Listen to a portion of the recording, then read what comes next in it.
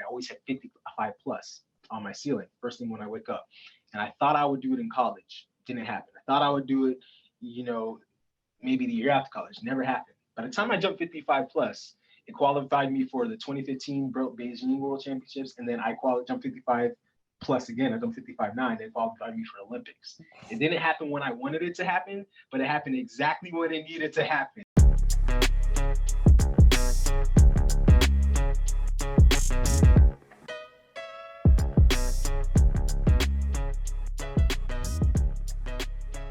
Yep. All right. So becoming an Olympian is a difficult task, as you know very well. And even for the top athletes, like there's no guarantee for someone who's been to the Olympics before. Facts. And yeah, so having now qualified for the Olympics and competed at an Olympic Games, how does your mindset and the way you train compare to last time? Like for Rio, how does it compare this time? How does it differ? How is it the same for Tokyo? Deep questions right off the bat. I love it. Dude, Rio is, I used to say Rio is the hardest thing I've ever done, right? But honestly, Tokyo's been even harder. And I think Rio was hard because I hadn't jumped very well in what I would describe as being very far coming out of college. I jumped to 51.11. Okay. And it was 15.82. And it was good enough, to be second team All-American and runner up at the Big Ten championships, but it was never like good enough to win a lot. So I was very frustrated. But I mean, if you know me personally, even since I was a kid, I'm very driven, I'm very tenacious. I'm stubborn to a T. Like if I say I'm gonna do something, can we cuss? Because I want to make sure. Yeah, no problem. I can bleep it out in post if it's bad. But all right, because because if I say something, I'm gonna effing do it. So, as I was training for Rio, like the hardest challenge was more so physical because I had to become faster. I had to get stronger. I had to just physically prove myself in terms of my PR jumps and my distance and practice and all that, and my numbers in the weight room. After Rio, things got harder because I think the focus, it's like kind of like a 10,000 foot above view. It's really like, whereas the focus up to Rio was more physical, focus up to Tokyo has been, at least for me, very, very, and at times spiritual, but more so mental. It's been more of a mental battle because it's like, as you said, it's not guaranteed. Right. And I think a lot of times you mentioned that's like a pretty educated thing to say. But a lot of times, even younger athletes kind of look at it as, oh, you made it once, you're going again. And in my mind, I'm saying, yeah, I'm going again, but there are actually real world challenges to that. So staying focused on it as now I just turned 30. So at a 30 years old versus when I was coming out of college at 21 years old. And then, getting injured earlier in the year. And then, because I've been injured before, but this one's more significant. And then COVID coming around and actually giving me another year because it was a season-ending injury. All these things are ways that it's been more of a mental challenge than it has before. Yeah. Gotcha. Yeah. So mentally, yeah, that's crazy. Like because you've made it once, like you said, the physical thing is kind of just out of your mind now. You're like, I'm capable. Now you just have to make it happen. Wow. Yeah. That's cool.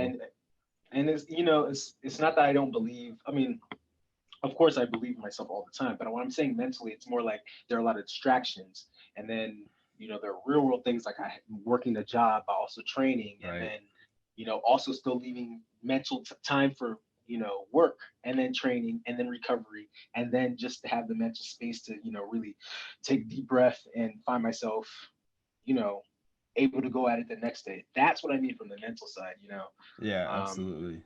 Yeah, it's definitely a challenge, but I mean, I'm grateful for the challenge and every challenge that it brings. Dude, absolutely. That's awesome. Are the qualification standards the same this round as they were last time, or have they gone up or down or changed? Oh, they've gone up quite a bit. Last time it was 1690. Okay.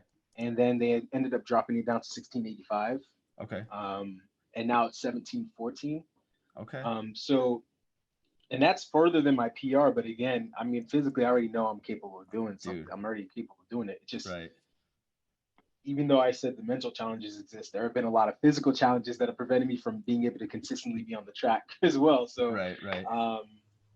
but yeah, so I would say that it's definitely harder now than it ever has been before. But I mean, honestly, I don't plan on jumping 17:14 to qualify. I'm trying to jump like 17:50 to Let's qualify. So you go. get the Yes. point. I So love yeah, that. Dude, yeah, man. I was gonna ask, yeah. So your PR is 1698, right? Yeah. Okay. What in your mind, like what do you feel like you're capable of doing? Because I fully believe that your mind should think you are capable of It's funny way you more than asked what that. you've done. It's funny you asked that because I actually have it posted on my wall right there. Now let's see if you can see it. Can you see that? I don't know if you can see it. It's probably really 58, tiny. 58 plus. 58 plus. Let's 58 plus. go. I've always believed so, and I wrote it's. The timing of this interview is very interesting because I was just writing. I write a lot, so I was just writing about when I was in college. At this point in time, I like to look back when I'm feeling challenged in the present moment. I like to look back on other times I felt the same challenges. And the last time I felt this, frustrated in terms of and since we're doing an interview, I put my heart on my sleeve. I don't really hold back, but Please, yeah. I've been very frustrated just because things get in the way at times. And the last time I felt this way was when I was in college. It was 2011. I jumped like 1563, which is 51.4 or something like that. Yeah. I was like, yo, why haven't I jumped further? And then I was like, what do I really think I could jump? What do I really think I could jump? And I knew my mind was like 55 plus. It just came to me. Yes. So I printed it out, put it on a piece of paper, and I had it on my ceiling. So every day when I woke up from the rest of my junior year, all of my senior year, and I think even when I graduated, I always had 55 plus on my ceiling, first thing when I wake up. And I thought I would do it in college. Didn't happen. I thought I would do it, maybe the year after college. Never happened. By the time I jumped 55 plus, it qualified me for the 2015 Beijing World Championships, and then I jumped 55 plus again. I jumped 55.9. They qualified me for Olympics. It didn't happen when I wanted it to happen, but it happened exactly when it needed to happen in the best way possible. So I definitely know. I don't think I know myself capable of jumping 58 plus, and I want everybody to hear who's listening to mark my words. Yes, sir. Another year or another 5. I don't care. Yep, that's right. Yeah. I love it, man. So let's see, where were we going? Oh yeah, so let's talk about that then. Back to, I mean, we can go all the way back. When was the first time that you ever triple jumped? Ooh, the first time was 7th grade. It was 2002. Okay. But I really didn't take it seriously. I just did it because the other jump event, the other horizontal jump event, which I did long jump. And they didn't have high jump. I probably would have tried that back then, but they didn't have it in my school. So I long jumped and then I triple jumped and I hated it because it made my thighs hurt. I remember saying, I don't like this because it makes my thighs hurt. Interesting. So I stopped doing it. Yeah, I stopped doing it from 7th grade until 10th grade. And I should also mention I didn't take track even though I loved running. Right. I never really took track seriously, or at least my potential in track seriously, until 10th grade when I had a coach who said, you could be pretty good. And I was like, oh, okay. And at the time, I thought I was going to be a good quarter miler. But then I tried triple jumping again that year. And the rest is really history. Yeah. And that's the history we want to get into today. Yeah. So I mean, quick question. When you said your thighs hurt, or like triple jump made your thighs hurt, do you think it was just because your form was bad, or like what was that? Looking back, and I was 12 years old, so it's probably because my thigh, or what am I trying to say? My legs were like toothpicks. They were small, and yes, my form was very bad. I remember jumping as high as I could because I thought the first phase had to look really good, so I went as high as I could. I got some bunnies, so I could jump really high, but then I crashed down and I jumped high again. I was like, why did my legs hurt? And I look back like, duh. But like a 20-foot first phase. It's 12. Yeah, and then 12. Oh God. I might have triple jumped, like back then I was probably triple jumping like 31 feet. Yeah. And that's just because if I was triple jumping 31 feet, 21 of those might have been in my hop phase. Like a worm. Well, it was pretty bad. But as I said, fast forward 3 years where I got to high school. And if you want to get into the history, we can get to it. Yeah. Because I had a coach who coached, long story short, my coaching network from the coaches I've been under from high school up until the Olympics have all been in the same network of coaches that I know pretty much most of my life. That's sweet. So yeah, it's pretty awesome. But that was the first coach that kind of believed in me, which I was like, oh, okay, well, I guess I'll be myself. Tried triple jumping. We had everybody go to like basically like tryouts. Everybody who thinks they can jump, come over to the runway. And I was like, all right, sure. I already knew I could do this. I already knew I was capable of jumping. I've been doing it my whole life outside in the backyard. So I jumped, and then everyone was like, oh my God, you're going to be a jumper. It was like, you can jump so high. But I mean, that didn't mean I was really good up front, because at triple jump on my first meet, it was like 33, 34 feet. Yeah. And I remember it was like back in our high school, we had Wednesday meets, which means it's like all comers meets, everybody who thinks they could be an athlete. I got beat by girls. That was 10th grade, and I was like, man, F this triple jump stuff. But then I started, because I got beat by girls, that was like, this can't happen. So I went on YouTube, and that was the first year that YouTube was out. Went on YouTube, and I just said how to triple jump. And I ended up looking up as much triple jump information as I could find. Yes. I ended up finding like world championships from the past and whatnot. And I just studied it. I studied it as much as I could. And then I ended up jumping 44 feet 2 months later. Wow. 44 feet got me to the state meet. Yeah. And then the following year, I ended up jumping 46 feet indoors, 48 feet in outdoors, which is like a runner-up at states. And then I jumped 48.10 the year after that, my senior year. So from one calendar year of me triple jumping, I went from being beaten by girls to top 3 in the country. And that was just like, all right, I guess I like this now. Yeah. That tends to be the cycle, right? It's like you're good at something, then you like it, and then because you like it, you get better. Yes, right. Yes. But also I think my X factor, and I've said this before, my X factor is I know I'm physically talented. I mean, I've just had springs since I was a kid, but beyond that, my X factor is something that anybody else could develop. It's just when I love something, I dive into it. I become a student of it. I immerse myself in it. Dude. And anybody can do that. Mm-hmm. Anybody can do that, and that you will gain benefits after doing that. Right. I was gonna say it's very clear. I mean, just talking to you now, but watching your content and everything, like it's very clear that you like when you see something, you focus on it and you just go. And that's obviously a very helpful quality as an athlete to be able to continue and push past injuries and other stuff. And for sure. Yeah, that's sweet. So in high school, or so you said it was freshman year that you had that first big jump? Sophomore year. Sophomore year? Oh, okay. Mm-hmm. And you went from what, like 36s to 44, or it was like 40 to 44? It was specific, like it was actually 34 feet, 33 or 34 feet to 44.4.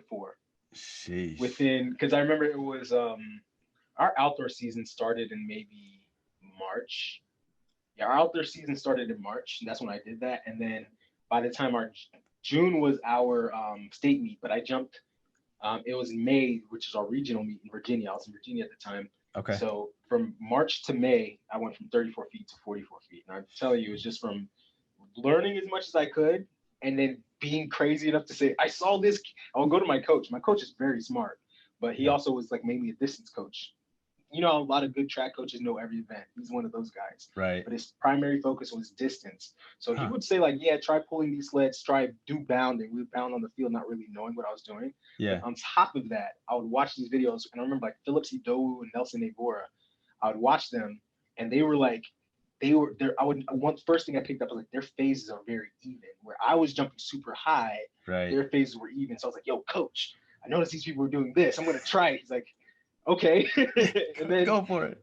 I went from I remember the first meet when I jumped 34 feet, watched a bunch of YouTube, jumped 36 feet, watched a bunch of YouTube, 38 feet. Like I just incrementally improved. Dude. And that's awesome. So would you say then that first kind of like unlock, like level to unlock was learning to even out your phases? Yes, it was. Absolutely. And I think that's big for anybody who's thinking about triple jumping. Right. Whether you're thinking about triple jumping or even long jump really, or if you're trying to coach, this is huge for coaching triple jump. For me, it comes easy because I learned it at such an early age. Right.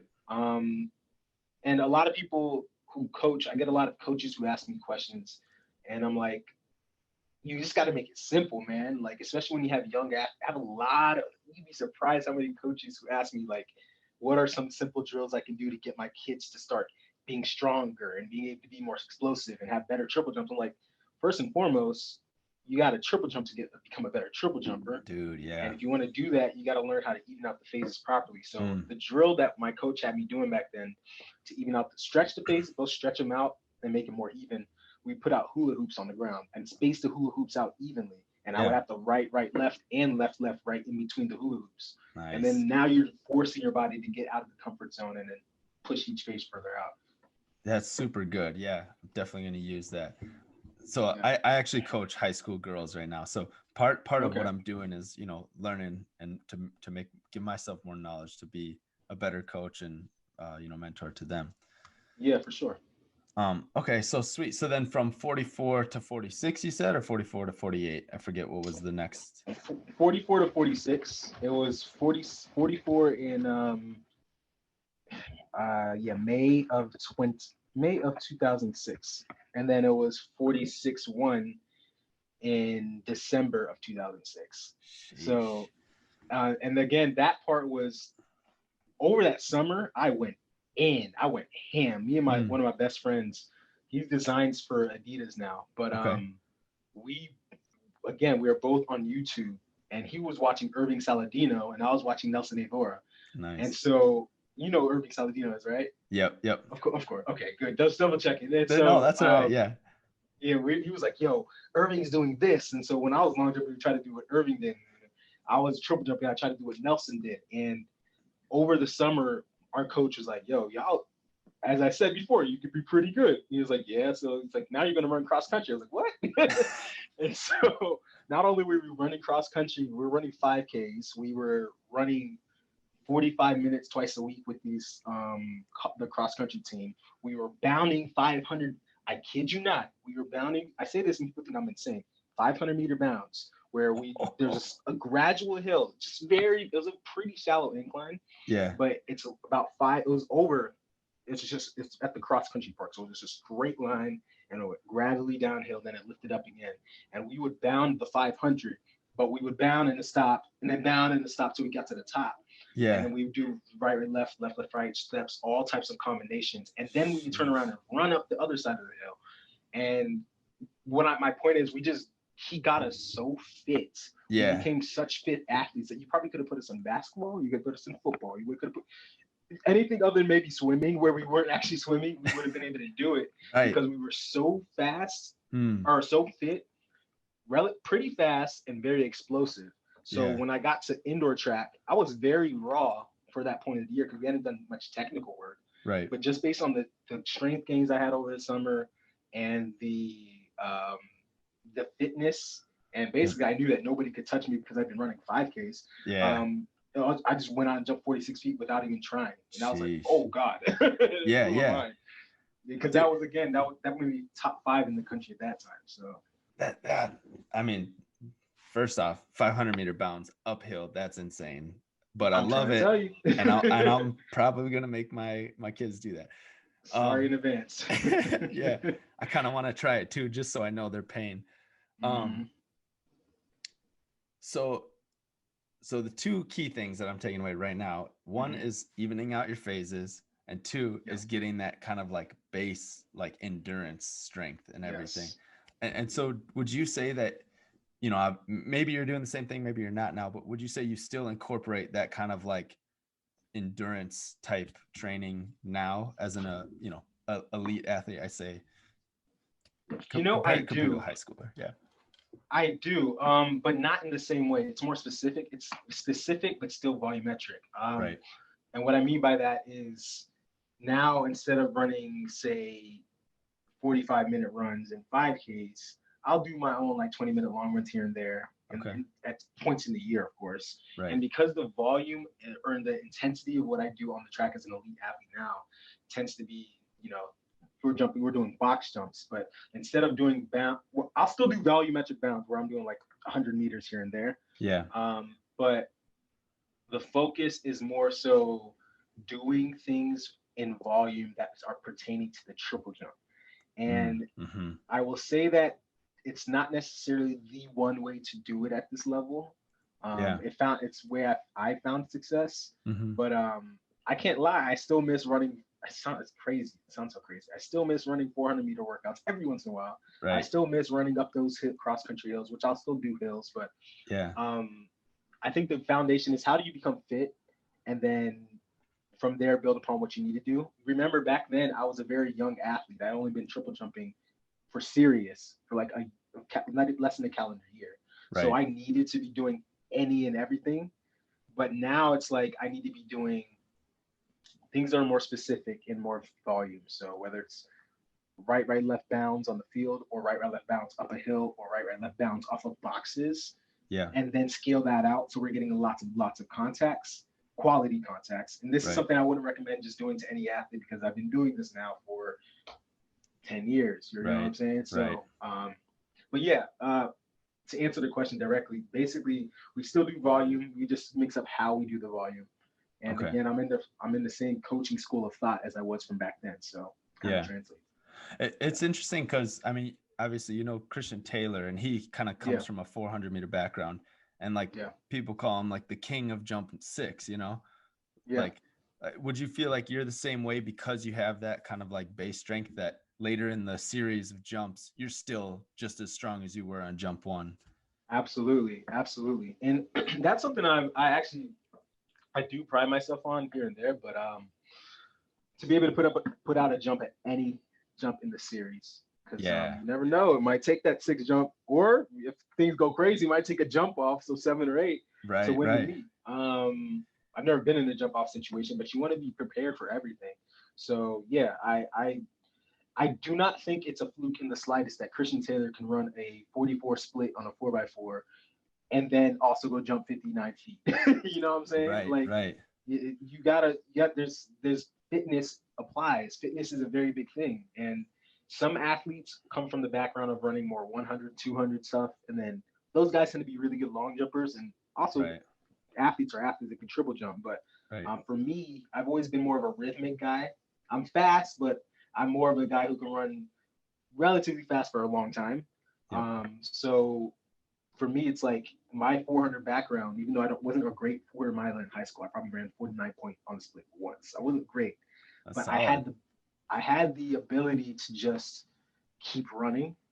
So in order, my coach, like I said, he was brilliant. He was able to kind of take that and then take that, my ability to run for a long time, like my speed endurance type capabilities, and find ways to train me as a triple jumper that played to my speed endurance. And that's something that I think is huge now too, where if you can find some athletes are just very explosive, 60 meters, don't put them over 250 in high school. They still need to do it for strength, but if you can find ways to help them jump, or training methodologies that help them, you know, play to those explosive strengths as a triple jumper, you're pretty good. So would you say that training for an athlete, but specifically a jumper and track and field, I guess in general, should change depending on that athlete? Like, oh yeah, absolutely. Well, there are things that need to happen for anybody who wants to be a jumper. Bounding, sprinting. You know what I'm saying? Bounding, sprinting, and I would even say it's tentative whether you would say weightlifting. Not everybody needs to be lifting crazy weights. We'll get to that another time, I'm sure. But bounding and sprinting, everybody needs to be doing that. But how you go about the bounding and sprinting, it takes a very open-minded coach and a very patient coach. Which I'm very fortunate to have had both. But a very open-minded coach who understands that maybe this athlete isn't great at doing this. Maybe I can, and then open-minded in that respect, and patient to be able to take time and find out what does actually work for that athlete. Of course, athletes themselves needs to be dedicated and open-minded and very coachable. But I don't think there's a cookie cutter program that needs to work for everybody. But I do think there are foundational points that everybody should be able to do. You should be able to bound. You should be able to bound. If we're going to say standards of what someone should be able to bound, I mean, you should be able to do 100-yard bounds on the football field in high school. and it's going to kill you. It might kill you at first, but just like running those hills, which everybody runs hills, right? Just like running those hills, I mean, that's like a triple jumper's hills doing volumetric bounds, but they also have to be with some type of quality, which again, the coach I would have to know how to scale that down to maybe build up to the 100 yards or so. Right. That's interesting. Okay. And you have a background in like sports or strength and conditioning, right? Okay. Well, primarily fitness as a whole, but and my particular background is more functional fitness, but that still just having an understanding of the human body, it really plays into my knowledge base. Yeah. Gotcha. Okay, cool. Yeah. All right. So then let's go from 46.1, or I think was that one, to 48. That was the next jump, right? Yep. It was 48.2. 48.2. And there were a couple, actually really wasn't. It was 47.2. It was 46.1, 46.7, 47.2, and then I remember every single jump. But that's awesome. Yeah, that all transpired over the outdoor season. So and again, nothing really changed. Again, all the work that I had done over that summer is the reason why I was able to just keep reaping benefits. Right. And I say this all the time, like what you do in the summer, like if you kill yourself in the summer, you rise again during the season. Dude. So, or right now as a pro, it's more so the killing ourselves phase is a little bit smaller now, but if you're younger, because you have longer seasons, then let me not speak to generalization, but like back then the seasons went from December to middle, like until June, maybe sometimes the middle of the summer. So yeah, like 46.7 came again.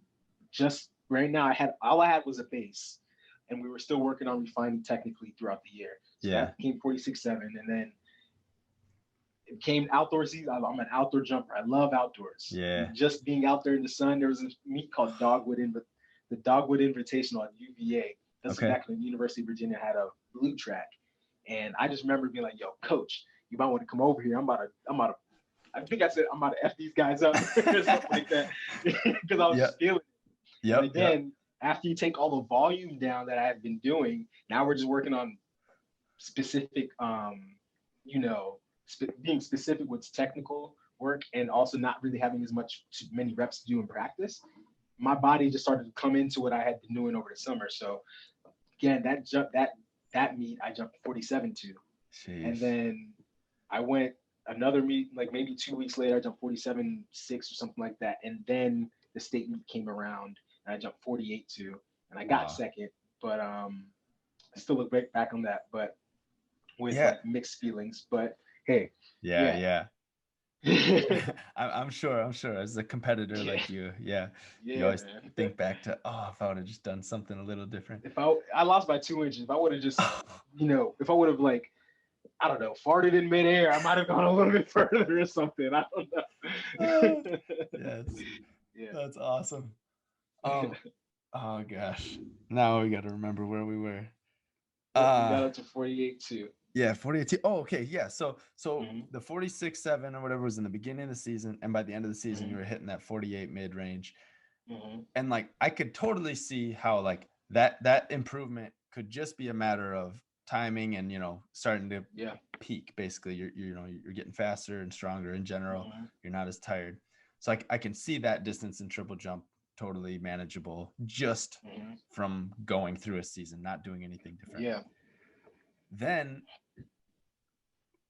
But during that time, do you remember anything clicking at all, whether it was like how you cycled your first phase, or holding a second phase, or keeping your foot dorsiflex? Like, do you remember anything in the middle there somewhere that was like, and then you started just doing that consistently, and that kind of kept you at 47, kept you at 48?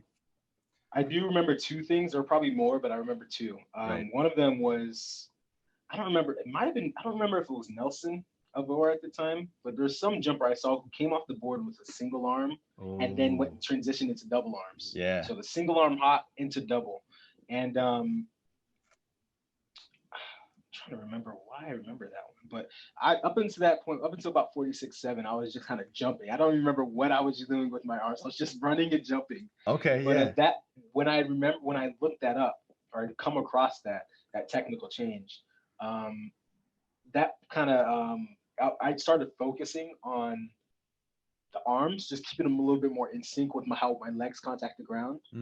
And that gave birth into the second point where I was about to make, where at the time I needed to focus more on running off of the board versus just bouncing up. This is still a technical fault I have to deal with or work on to this day, because sometimes, certain things follow you out your whole career. Right. But I had to run off the board versus, again, being skyrocketing. So that single arm takeoff, the beauty of it is it's an extension of your running, of your sprinting down the runway. So, and I can't do this because I'm holding the phone, but when I take off, I plant my right leg, my left. This is what I do when I'm running anyway. So just plant the right leg and now extend that off the board, hip displacement, and then it kind of allowed me to really stretch that first phase even further. Now, when I got that first phase further, because I learned how to stretch it off the single arm takeoff and then transition it to double arm, I was then able to carry that step phase further with the double arm, because you get a little bit more swing power to the double arm swing. Then in the jump phase, I was already explosive, just going into the pit. And so that, I think, was definitely the reason why I went from 46.7. And then actually, I forgot, there was a meet in June that year that I jumped 48.10. So that's what helped me go into that, stratospheric success there. Yeah.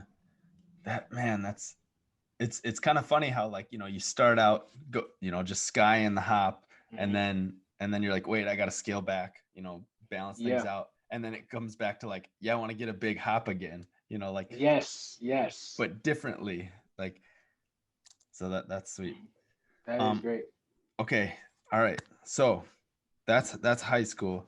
And then let's transition to college. So was it your freshman year or your sophomore year where you crossed the 50-foot barrier and then? It was my freshman year. Freshman year. First year in indoors, my freshman year is the first time I jumped 49 feet. Okay. Touching back to high school real quick, it was the end of my junior year, I jumped 48.10. And then the next year I jumped 48.10 again. And I was like by 3/4. So I didn't PR huge my senior year of high school. Interesting. Got to college. I know, it was very interesting. Again, that same frustration. Right. But that kind of fueled me into college, where I started lifting for the first time in college. You didn't even lift in high school? No, it was just technical work. And that's why I said we'll probably get back to it, where especially young athletes, and I kind of think this applies to everybody, but I know there's some circles who will probably just try to kill me for what I just said. But especially in high school, I think it's more important to focus on the kid getting into their body. You don't need to add any more resistance externally unless it's through maybe a weight vest. But anyways, back to college. I started lifting for the first time, and then obviously, the college season starts, like we start training in August. So that indoor season, I ended up jumping 49.8. And then I would end up jumping 40. That was my freshman year. So I jumped 49 a bunch of times. Got to my Big Ten championships. The first one, I jumped 49.4 and then got third. That was pretty cool, but I was pissed because I got beat by 2 other guys. I'm never happy when I get beat. And so I don't care if it's close to a PR or not. The only time I was happy, despite getting beat, was when I qualified for the Olympics. But so the weightlifting, I think, really played a role in that, because I never really went under 48.10. Like, my high school PR was 48.10, and I never went under 48.10 for a while. Wow, yeah. First outdoor meet, I jumped 50 feet 6. I just was hungry that week because I'd come off getting beat indoors. I was like, I want to kill him. 50 feet 6 inches. Boom. And then that's when I hit the wall. Remember, I never lifted a single weight before. So I went from not lifting any weights to having a comprehensive 3-day-a-week, sometimes 4 heavy weightlifting NCAA Division I weightlifting program. Right. So my body just crashed. From all the training, I just crashed. And that was March of my spring semester. And from that point, I never touched. I jumped like 49 feet. And then towards the tail end of the year, I was jumping 48 because I was exhausted. Right. And I remember talking to my coach. He's like, yo, what's going on? I was like, you tell me. I'm tired. I'm tired. Like, you tell me. Like, it was just, I think most college athletes kind of hit that wall early on. For me, it happened later. And I'm glad it happened when it did, because I kind of was wondering what was happening. I was wondering, like, was I making flukes? Were all these 49-foot jumps, which would have been PRs a year ago, flukes? But it ended up being that juniors that year was in Oregon. And again, I'll never forget that meet because Will Clay had jumped the junior world lead at that time, or world record at that time. I think he jumped like 17, 20 something. I don't remember. But anyways, there's a reason why I say that. I was exhausted. So my coach was like, before you come back, we go home in the end of May, early June. And then we come back to meet in Oregon for the meet. He's like, when you go home, don't train, don't do anything, just recover, rest, play video games. Yeah. Counterintuitive, right? Because I was exhausted. So I didn't do anything for 3 weeks. And I went to Oregon. And of course, I go back and jump 49 mid again after resting. So it's like, oh, that's when I learned, okay, I'm not like everyone. Me specifically, I'm not like everyone. I can't just, because of my background where I came from, I can't really just pound away at the weight room and expect it to always, work out for me. So I jumped like 49. I don't remember the jump. It was 49 something. But right before I jumped it, Will Clay had jumped that record. And then I was the jump right after him. So I'm on the runway, and then he's running around celebrating as anybody would. But the cameras are following him around. Everybody's cheering. And meanwhile, I'm on the runway like, looking at my watch like, all right, guys, we're going to get back to me now. Right. And because I was angry, I ended up jumping further. Nice. I end up jumping really well when I'm put, you put my back to a wall, I will jump far. It happens all the time. Yeah. So that was first year of college. The rest of college, I ended up jumping 1560, something like 51 feet. And I ended up getting very frustrated because sophomore year, I was 2 inches away from qualifying for NCAAs. Junior year, 2 inches away from qualifying for NCAAs outdoors. Each of these times, I'm jumping the same 1560, whatever. Yeah. And I'm like, what the hell? Now, looking back, I know exactly what it was. My programming wasn't catering to me as an athlete. Sure. But hindsight's always 20/20. Right. But at the time, I was just getting frustrated. So senior year, again, that back against the wall feeling, indoors, I jumped 50. And I skip over the few years because I was jumping around the same thing until my junior year, where I finally PR'd again indoors. And I jumped 1582. That got me second at Big Tens. Okay. And then I made it to indoor NCAAs. And then again, I didn't PR again after that. I went back to kind of jumping the same 1560, 1570 through the rest of that outdoor season. I think I might have jumped under 1560 or under 1550 one time throughout the whole outdoor season. I didn't jump really far, but I didn't jump any really short. Right. So I was getting very frustrated again. I was very consistent. And one thing I know about me is when I hit certain consistency plateaus, I'm ready for takeoff. Dude. But I also know that takeoff doesn't come for a while. So that plateau was when I wrote down 55 plus. Okay, nice. Yeah. So that's really interesting. So almost everybody I've talked to above the collegiate level of track and field, specifically with jumping, has had that same experience. And it's kind of like, I want to know why now, but like where they hit a plateau of a certain number, and then it's just kind of like weirdly, either they recognize it or it happens, and then they know after the fact, this is like, that's when you're primed and ready for that next boost, an improvement. So a question off of that, in high school, you said your senior year, then you ended up only going 48, 10 and 3/4 or a quarter or something like that. Yep. In your mind, were you like, oh shoot, like, is this all that I'm capable of? Or were you still like, no, I know I can do more. I just don't know why it's not happening right now, or something. Mix of both. Well, for me, I'm not big on. I have to say, like, I even made YouTube videos talking about self-doubt, because I think everybody has doubtful thoughts. It's whether or not you feed into them. The mind kind of works on its own. You can't control what thoughts come to your mind sometimes. Absolutely. So looking back, I probably was doubting myself because I was like, man, I haven't jumped.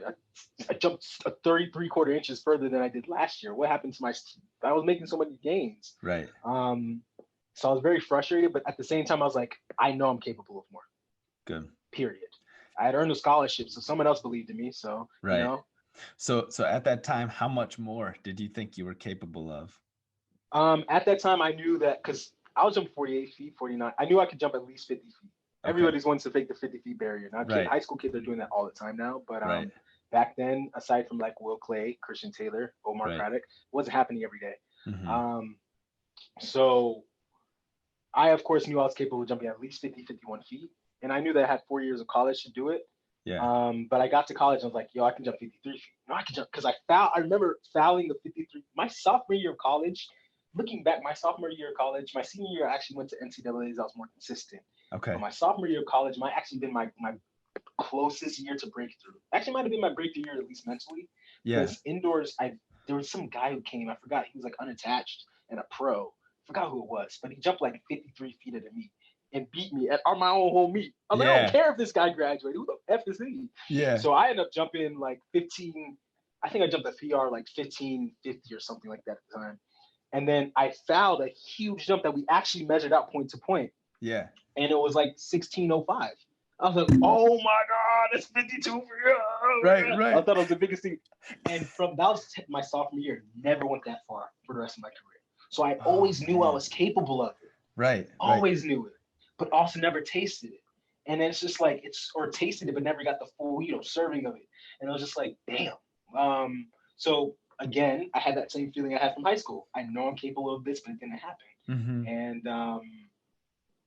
kind of followed me throughout the rest of my college career. And then, of course, I had to repeat that same cycle. So as you said, a lot of elite jumpers have this. And I think it's because we put in so many reps. We learn, whether we're liking what we're doing, we're always learning. And this applies to anything in life. But when you keep working, those plateaus are painful points. They're not fun. Yes. And those are points where most people quit. Mm-hmm. But I'm not a quitter. So eventually you reap what you sow. Even if those jumps are horrible jumps. So even if they're horrible jumps, or what you might classify as horrible, they all go into a quote unquote bank account that eventually you cash out, and then you start making more stratosphere gains. Yes. Yeah. That's interesting. I don't know at all like what really causes that, but like, do you think that part of it is, you hit a PR or whatever, and then as you're growing, you kind of hit that plateau, and do you think that plateau maybe is like your body just catching up to where your mind is? There you go. Now you're getting somewhere. You're getting somewhere. I'm a firm believer in that. And I'm a firm believer that because in our minds, we are so much further ahead than where we are physically. Ooh. That it does take time for our physical body to catch up to where our minds are. Wow. And the timing of this conversation that we're having is actually perfect because, again, I'm on this plateau, but this plateau has not just lasted 1 year. This plateau has lasted since 2016. Right. And so there have been many points where I was like, why am I even doing this? Like I left the job at internship at Apple, coming out of college. I have so many, my career alongside my track career, I have a real professional career where I can at any time go and be making $100,000 within 2 years, just because I have I have 10 plus years in the fitness space. Of experience, but I choose to keep going with the track thing. So it's like, what is it going to take? But I have to keep going. Just gotta keep going, and you will reap it when it comes. So yeah. So what were some things that like, and it's interesting. I'm sure that in your college versus now, you had different techniques to like get you through that mentally. Like, what are some things you have to tell yourself now to like for your mind to slow down and let your body catch up? At this point, I've learned that when I was younger, my mom would kind of go run crazy, and I would just kind of have to go through the like slightly depressive cycles, whereas like as the athlete, everybody, I think most elite athletes or successful athletes have that depressing phase where, or not depression, but like that down phase where just like, oh my God, nothing's working. My career is going to shit. But for me, knowing that I'm now 30, I can look back on my 20s and be like, oh, okay, this is just another one of those phases. Everything in life comes in a cycle. Wow. Right? Yeah. So knowing that my mind is so far ahead of where my body might be, you just gotta keep putting in the work. And I guess, you just got to do it, but also do it with a knowing that it's going to pay off. If you're just doing it, you end up just doing it, going through the motions, you're wasting your time. But you got to do it with an understanding that no matter what thoughts come to your mind of that self-doubt or frustration or impatience is huge. No matter what the thoughts come into your mind, your body's still going forward. And your mind is up here or out here, and your body's making that path to catch up. Yeah. And the space, as that space between your mind and your body closes, that's where you experience all those crazy thoughts in your mind of, man, is this worth my time? Wow. Yeah. Yeah. So did you ever have any like major injuries in high school or college? No, not major. I mean, I've had injuries. I think anybody has them. Like high school, I rolled an ankle one time. Okay. Yeah. That was it. I was out for like a meet. College, I Right. strained a hamstring long jumping my junior year, Okay. which that one was the first time I actually strained a muscle. Scary, terrifying. Yeah. It had me out for a few weeks, but then I came back. Right. Never really looked at long jump the same way after that, though. Oh, I think I'm interesting. beyond it now. But I also think that part of that has to do with my weight training program in college because I got very tight. Yeah. Again, coming from my quarter mile background, I'm more of like I was a very lanky runner growing up, but Long and and I strong. don't think lankiness and backside mechanics aren't good, but just speaking from a physiological perspective, I'm more of a long, sinewy type of guy Yep. versus then a super tight, really explosive type of guy. And I Right. think a Right. lot of my training in college kind of try to make me super tight and super explosive, where I was just naturally explosive. You just had to keep me in like my optimal length tank relationship of my muscles a little bit longer than other people, but I'm still Right. very explosive in that space. Any tighter, and I start to run into injuries. Yep. So hamstring in college, hamstring in the Commonwealth Games 2014, and then all of those have come back from hamstring last year. So I've strained a hamstring 3 times, but it wasn't Ah, both. I think it was one or each. Again, every time it happens, I notice exactly. I can almost pinpoint when it happens. right. And then this one, most recent in January, was a freak accident. No one could have seen it coming. I Yeah. was 4 days from opening my season. It was just like, whoa. And that was a grade 2 sprain in my ankle. So that, like, yet another factor of challenge in the career, but you know how it goes. Yeah. Yeah. You know? Right. Right. So you strained a ligament in your ankle or like a Yeah. muscle somewhere down there? Well, two. So it was two ligaments. Had me in the cast. And they said one of them might have been great. I actually had to get another MRI to see how it's healed. Okay. But another one, it was like two partial tears of ligaments. And one, they said one was a complete tear, but I don't even like saying that. So that was technically grade 3. And then Right. also strained the muscle at the back part of my ankle, the posterior tibialis, just because of the biomechanics of the injury. Like my Mm. foot, basically, my foot got shot up, and basically my shoelaces were touching my shin. Like that's how far back my shin got, like off of a, yeah, it was crazy. So What drill were you doing? looking back on it, I mean, we're doing box jumps, and I say box jumps because in my past training group, we've done box jumps plenty of times.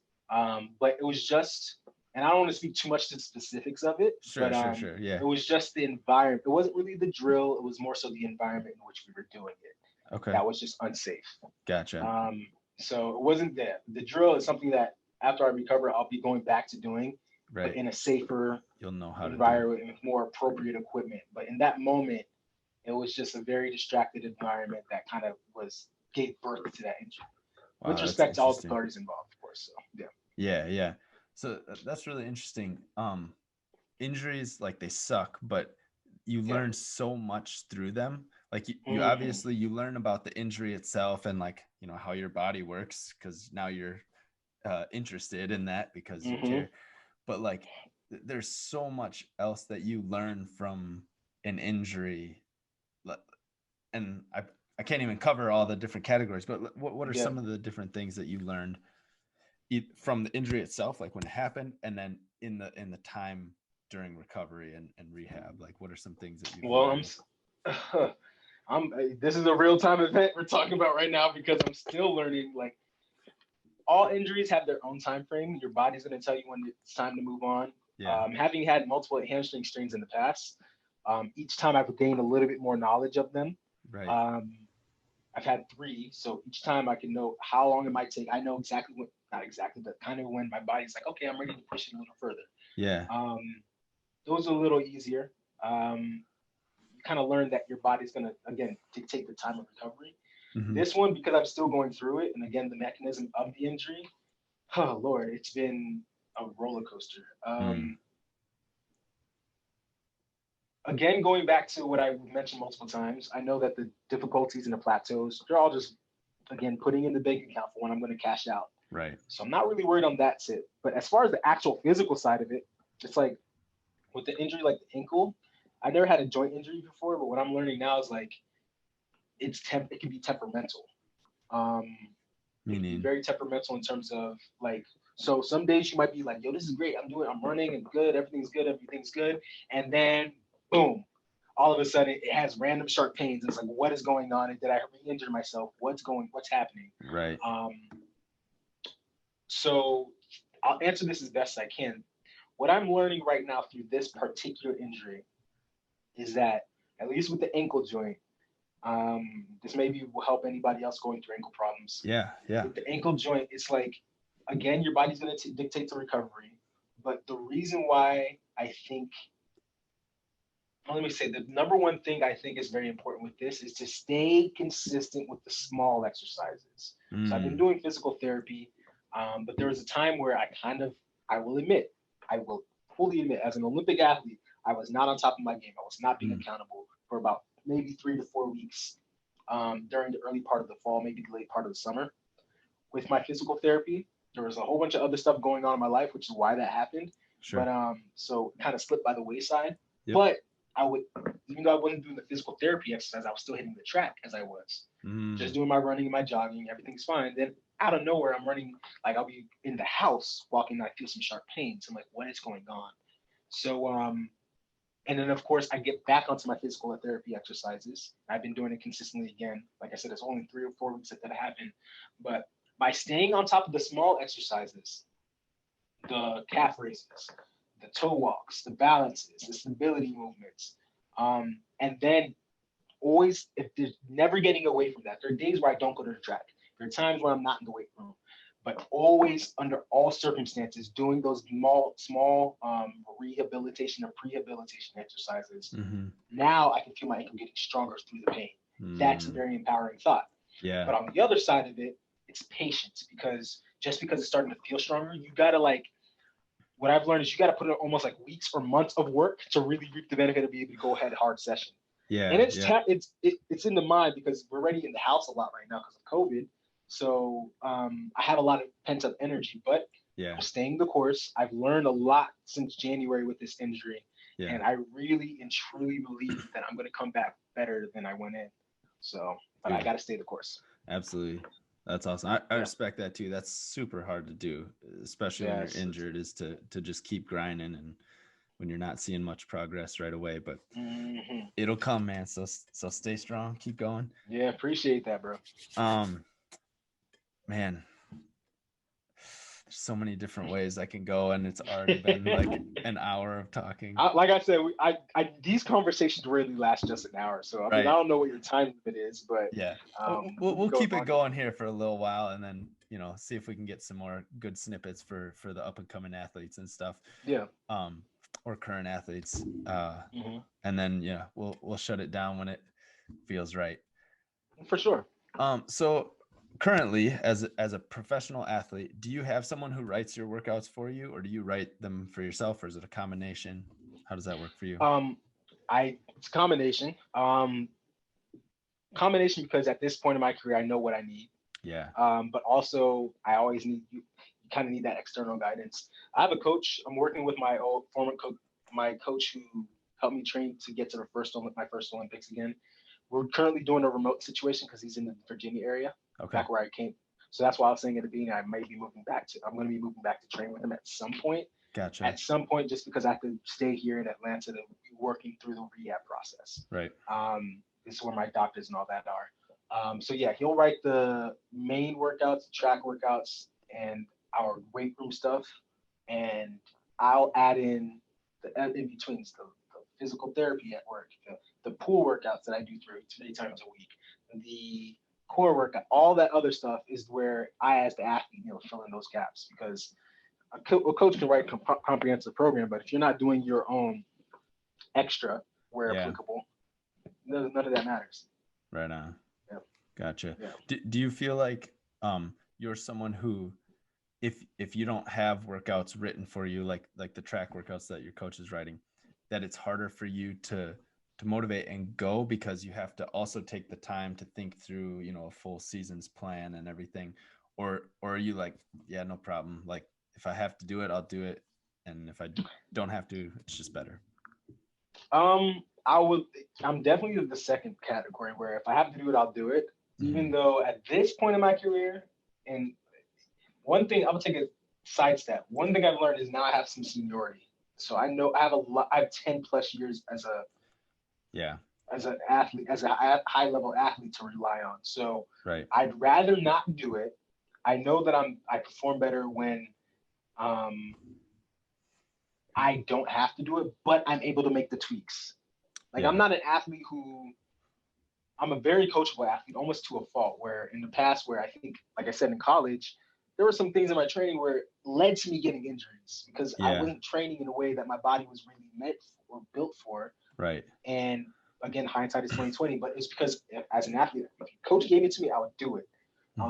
But now I've learned, especially with this most recent injury, like it's one of the most blaring lessons I've learned with this most recent injury, that it's my responsibility to speak up and at times tweak the workout for my own, and even not do something, because being coachable is one thing, but you don't get to this level you don't really get to this level or this longevity without being coachable in some way, right? Right. So a combination of adding in what I need to do, but still letting the coach, let's put it this way. The coach will give me the brunt of the workouts, but I still have to steer the ship in the direction that's necessary for me. Because as a pro, it's my career. It's not anybody else's. It's not like you're in college, you have to do what the coach tells you. It's your career. So you need to take, and this is for any up and coming athletes, whether you're in college going out or you have ambitions to do it in high school or whatever, but you gotta not be afraid to take the reins of your own career, but still be remaining coachable and respectful. That's the number one thing. You gotta communication, so that you can, take your destiny in your own hands, but also rely on the expertise of your coach. 100%. Yep. Yeah, you got to trust, but you're the one who knows your body. You know how you're feeling. You know what you need. So, and that might just mean, hey, coach, today I can't do these 10 200s today, man. Like it's just not going to happen. That might just be how it has to be sometimes, rather than pushing through. So yeah, that applies to any level. Totally. Yeah. I think there's a traditional mindset of certain coaches that are just like, you just got to push through, and like, we're going to do 100 200s every day. And like, if you can't do it, done that. So I think that's a really good point to make, that like, for coaches, know that certain athletes are feeling a certain way and they might need less than other athletes, and for the athletes be able to speak up. So that's good. All right. When you're, I'm gonna ask a couple of just more personal questions, kind of things less helpful for other people, but just interesting. So when you're on the runway, at a meet, big meet, little meet, doesn't matter. Like, what's going through your mind? It's hard to answer that question, just because it's a present moment experience. When I'm on the runway, it's really just when I put it this way, I have a role for myself and for others as well that I coach. You step on the runway, you just execute. But when you're off of the runway, you do all your thinking and you're working through the process. So when I'm on the runway, nothing's really going through my mind. I kind of try to clear my mind, be like water, right? Like Bruce Lee would say. But so I really just go try to hit the execute button. But when I'm off the runway is when I'm thinking, okay, I didn't really drive out well. And I'll be looking at the runway while I'm off of it. So let me instead move my mid mark to this point, and I'll make my adjustments off of it. But when I'm on the runway, it's just press play and go. And then you assess when you're off of it. When you're on the runway is not the time to be thinking through things, because you got to execute. Yeah, totally. Yep. I've seen that many times as a high school coach, kids thinking too much and then just. No, you just go. You step, as soon as your spikes hit that runway, you go. That's it. Yep, for sure. All right. So are you when it comes to like which leg you do 2 phases on, are you a strong, weak, or are you a weak, strong? And if I don't have any weak sides personally. I love that. But I'm a right, left. But which leg do you long? I would say I'm right side dominant, so I long jump off my right as well. Okay, that's super interesting. I want to start long jumping off my left, But I will say, in the past, I would have said I was strong, weak. Yeah. But I don't even frame it as strong or weak anymore. It's Right. just strong, strong. Yeah. But in the past, would have been strong, weak, and I'm right side dominant in terms of my jump. So I'll go hop, right, left. I'll also long jump on my right leg. But as I'm making changes, I want to go back to long jumping off my left side. When I'm able to long jump off my left side, I'll know that, okay, I'm really well recovered from this injury and I'm ready to go again. So the injury's on your left side? Yes. Gotcha. Okay, cool. And so when you decided to be a right, left jumper, did you pick it or did your coach pick it? Or like, how did that all come to be?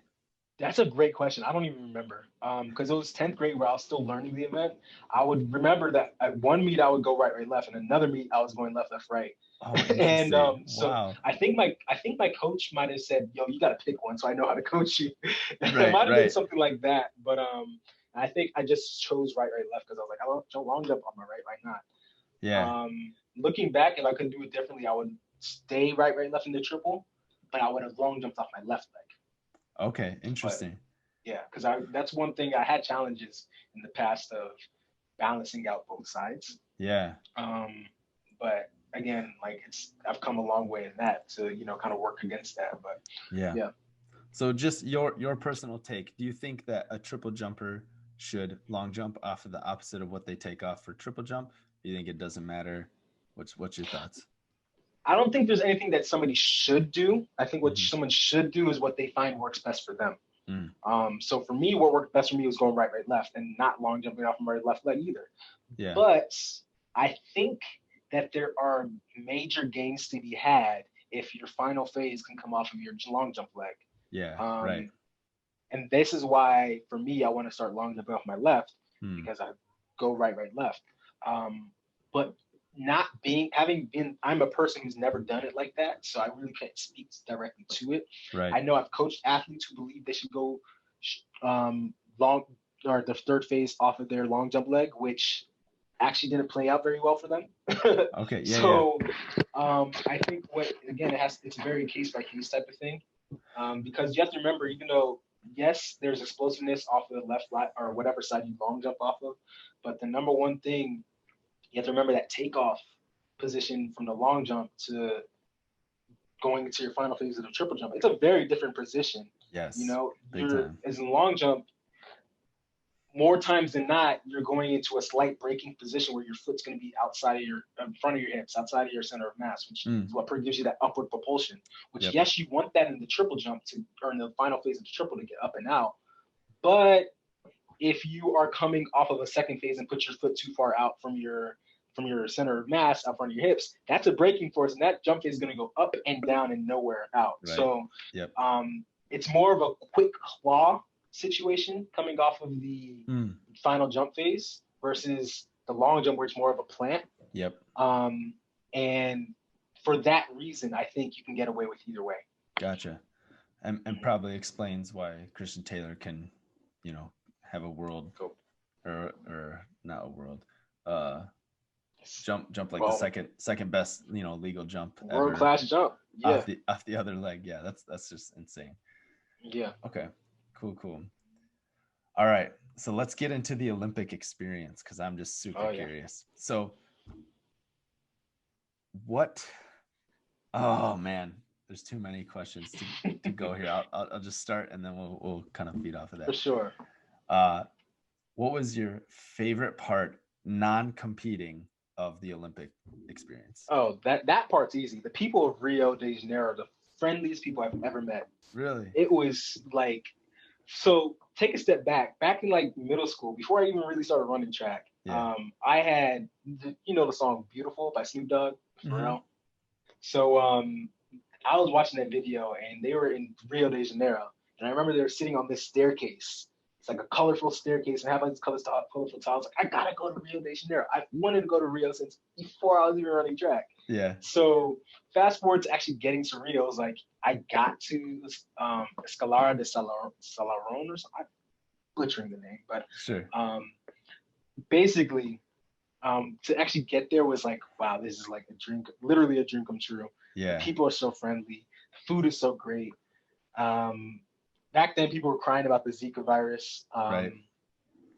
And without being insensitive to people who actually were affected by it, it was essentially non-existent in the Rio when I was there. Like we saw literally 5 mosquitoes. So it was the time of my life. Yep. Yeah, for sure. Dude, that's awesome. Did you guys eat like local food and stuff, or were you just eating in the Olympic Village? Definitely was eating local food. I mean, Olympic Village is most convenient because it's right there. Or at least the cafeteria is right there, and they do a pretty good job of being international with what they serve because there's people from all over the world. Right. But the food wasn't always. Some of the food was really good. Some of it was kind of like meh. So as much as I could, I would go out off the village, and the food there was so like the way they do it is like it's a buffet style food, except all the food is home cooking. So it's almost like going to Thanksgiving dinner every time you go out. And it's so freaking flavorful and so good. And I'm trying to tell you, these buffet style meals were $5. So like $5 US. So I was having some of the best food of my life. And I probably gained weight after the thing was done. It was so good. Yeah. It was so good. How many days were you there before you had to compete? I was there about 2 weeks, maybe 2.5. 2 weeks and a few days. Yeah. So you had a little bit of time to enjoy it and then kind of reset. Yeah. Then I had some time to. I'm listening. I would say I had some time to enjoy and focus. Good. And did you have any time afterwards to then just actually demolish some food? I did. Okay. And it was. I probably had maybe 5 or 6 days afterwards. So I had plenty of time before and plenty of time after. Gotcha. All right. This is a question I've had like since a kid. So growing up, you think that when you look at the Olympic teams, you're like, oh, these guys are all best friends and they know each other. They were trained throughout the year. But like, you competed for Nigeria. I'm sure you knew a few of the athletes, but how was it like? How was the camaraderie between the countries themselves? Like, did you hang out with mainly Nigeria or the US or yeah? It's actually a really good question. I've hung out with everybody from everywhere. You have to remember, like track, when you get into a competition, you're going to be competing against people from all different places. So the people you mingle with tend to be from all different places as well. The Nigerian team, I usually don't meet up with most of those members until we compete over the summers. Okay. Like Tosin, I stay with. Actually, was training with him. He's the other triple jumper for Nigeria at the time. Yeah. I would actually stay with him in London where he trained, but where we trained in London, there were us Nigerian athletes, and there were also athletes from British Virgin Islands, and there are also athletes from obviously England. You have athletes from a slew of Jamaica, all countries in one area that train in one type of training group. Yeah. Even my own training group before I went to the Olympics, I was training with Samir Lane and Ayanna Alexander. Both of them are also Olympians. They competed in 2012 in the triple. Yep. Samir from Haiti, Ayanna from Trinidad and Tobago, me from Nigeria. So within one group, we had multiple people from different countries. So when you go overseas, like the Games Village, it's the same situation. You tend to train and meet up with all these people from different countries as well. Yeah, that's awesome. So did you know a lot of the guys on the Nigerian team or girls? Yeah. And I met my first time going to Nigeria, period, was in 2013. Even though I'm the only person in my family who was not born in Nigeria. Oh, okay. And I always wanted to go as a kid, but for whatever reason, it never happened. Yeah. And I was raised very much in a Nigerian household, so I'm very close to the culture. My parents are the first people, both born in Nigeria, first people of both sides of their family to come to America. Okay. So, when I finally got to go to Nigeria, it was because I had the opportunity. They bought my ticket to go compete at the national championships, and I went out there and I won. And that's when I actually started meeting everybody for the first time, and I still have relationships with most of them to this day. Dude, that's so awesome. So I should know this, but what is the language of Nigeria? Oh, see, actually, you wouldn't know that. That's a great question. You know why? Because there are over 300 different dialects and ethnic groups in Nigeria alone, each with their own language. Okay. Lingua franca, English. Most people are going to be speaking English. Okay. Well, not saying most like Lagos or Abuja, which is the capital. Those are the two very populous cities. Yeah. But in between, and even within those cities, you're gonna have people who speak different languages. A lot of the main ones you're gonna run into if you're in Lagos is Yoruba, which in my family is Yoruba. Yoruba? Yeah, Okay. Yoruba. Okay, yep, There's I heard of that. also there's also Igbo, which is IGBO, spelled IGBO, and then there's Hausa. That's also another language. Those are like the three main ones you're gonna hear about. But with Nigeria, because you have to think about it. Let's take a quick history lesson. Yeah. Before Nigeria was the Nigeria we know about, it was just a whole bunch of ethnic groups that live within close proximity of each other. So as you're driving through different territories, you're going to hear different languages from different people. So now that there are actually states and whatnot, when you're driving through Nigeria, like I've done plenty of road trips in Nigeria at this point. And sometimes we'll pull up in a place I don't know what language you're speaking. I don't speak Igbo, I don't speak Hausa, and I speak only just enough Yoruba. But at the same time, I'm not sure they're speaking dialects that sound like all three of them, and they're also none of them at the same time. Right. So Nigeria it's very rich in culture. That's Africa as a whole, though. Yeah, for sure.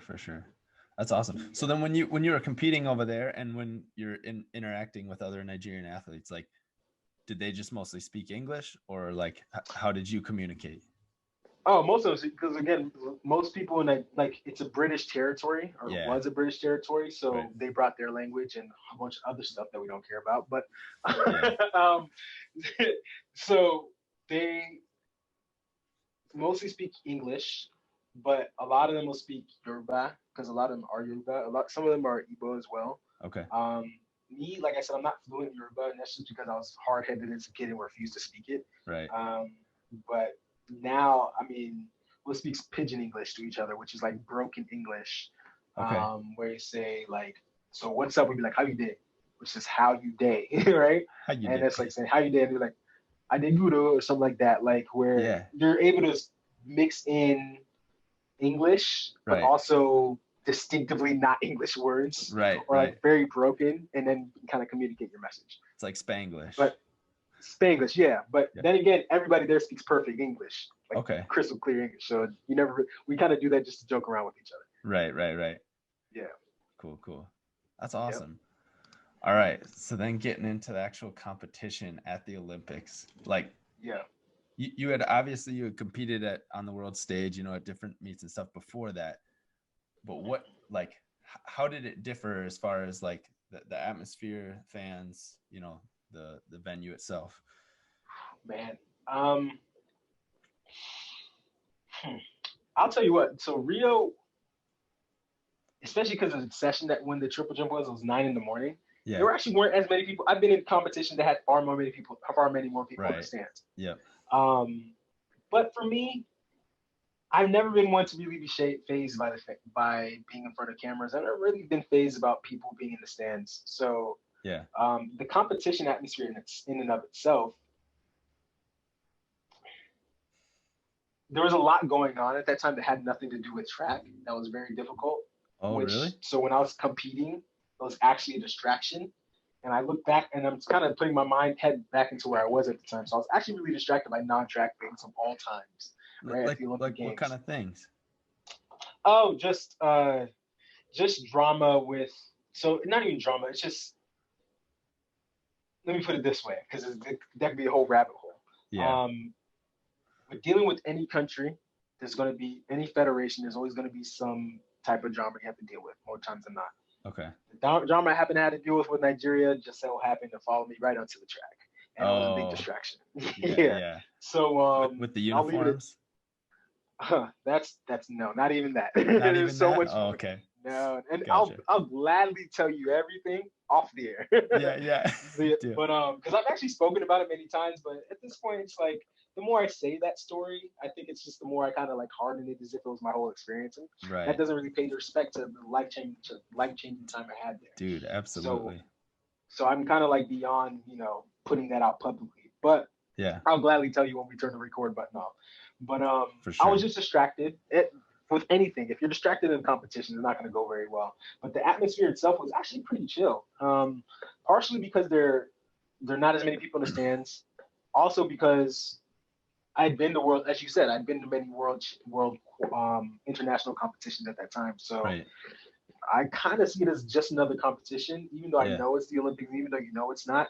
You kind of have to approach it as such. Yep. Otherwise, you're going to really psych yourself out. You could potentially sabotage yourself. Right. Yep. Yep. Yeah.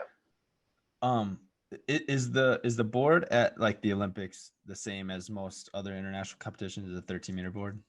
Yep. Okay. It's 13 meters. So that wasn't different for you at all then? Oh no.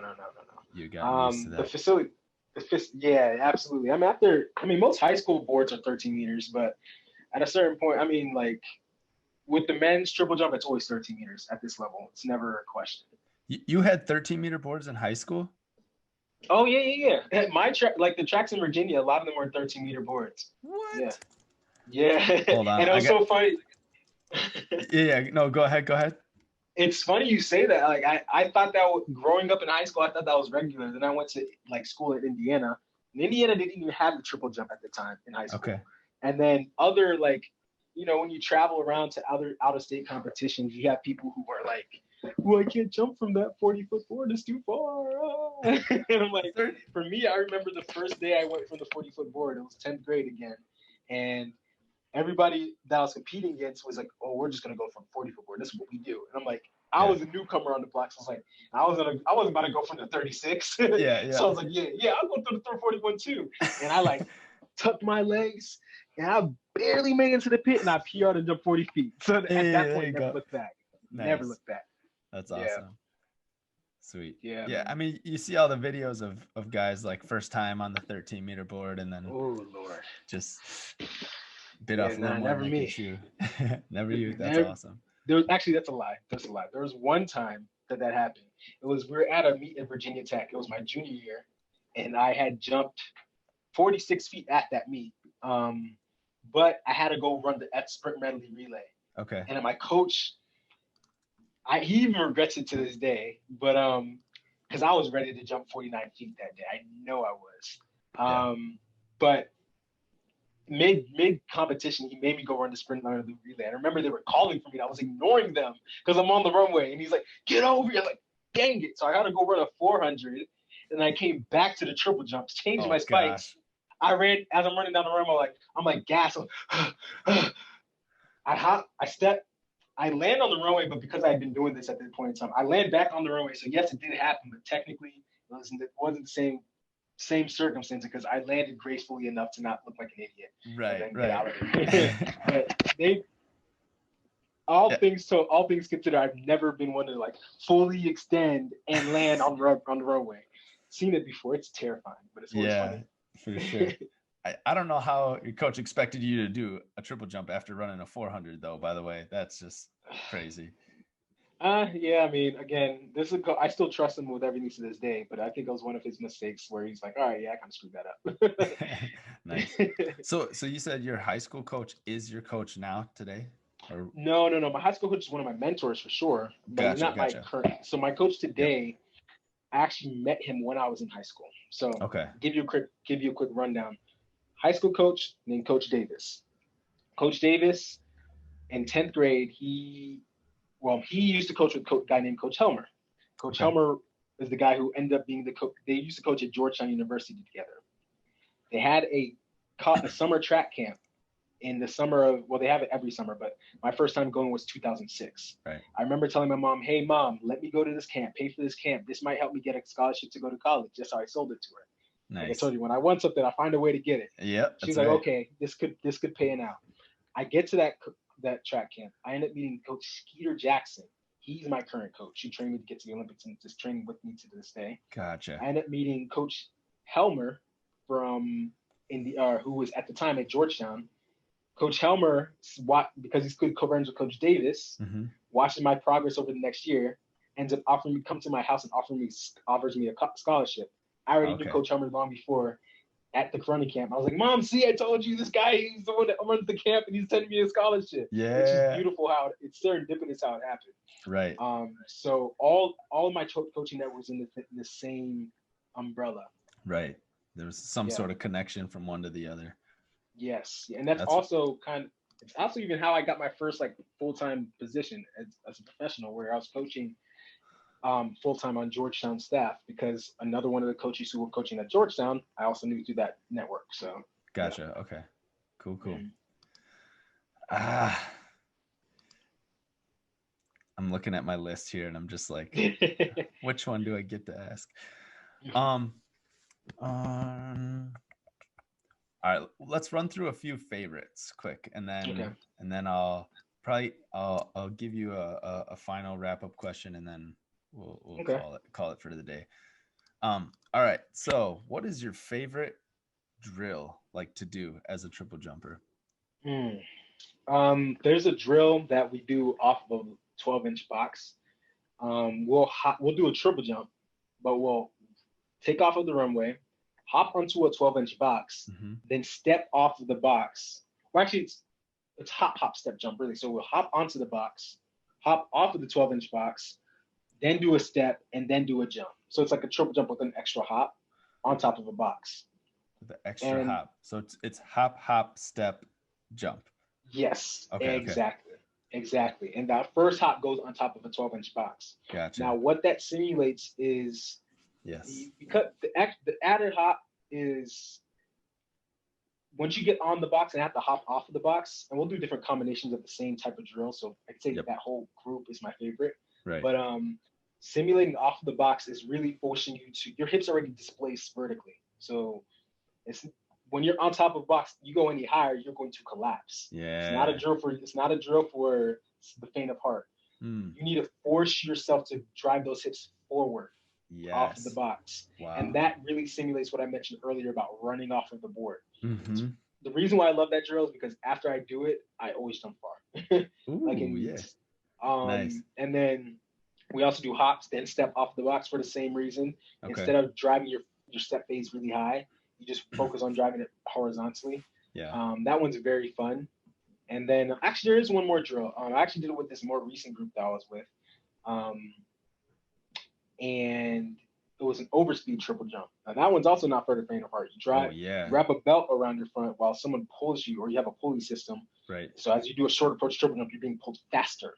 And the reason why you do that is it forces you to put those phases down. Because a lot of times, especially with me, like I have a lot of bounce, so I sometimes can get in the habit of going too high up and down. Right. So it forces you to drive it out, but also put your foot straight back down. Because if you try to do a little too much with the triple jump, people can get away with kind of like trying to overextend their foot with the clawing motion, which that can be kind of detrimental. So when you do that overspeed, you got to slam that. You got to put your foot right back down, tear the track up behind you, and hit it again.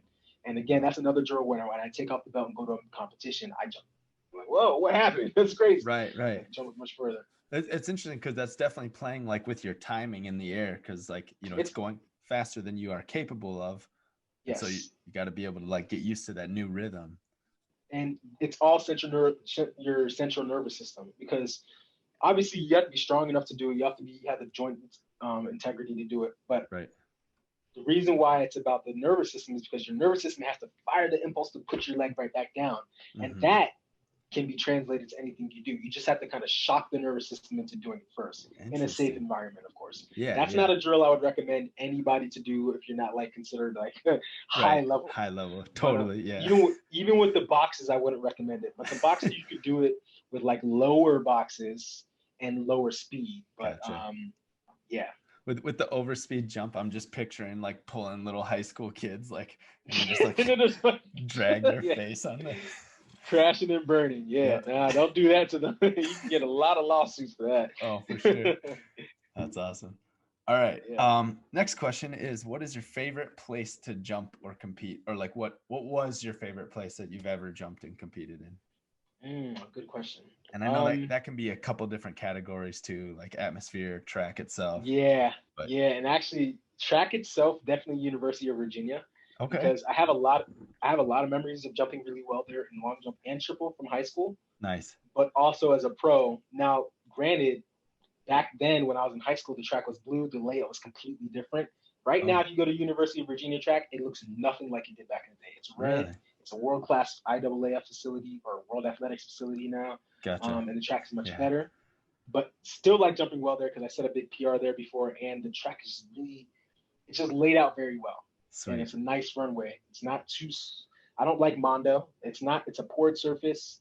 It's not too soft, but it's also not too hard. Which means when you sprint down the runway and then when you actually bound or jump off of it, you don't really lose too much. You kind of get back what you put in.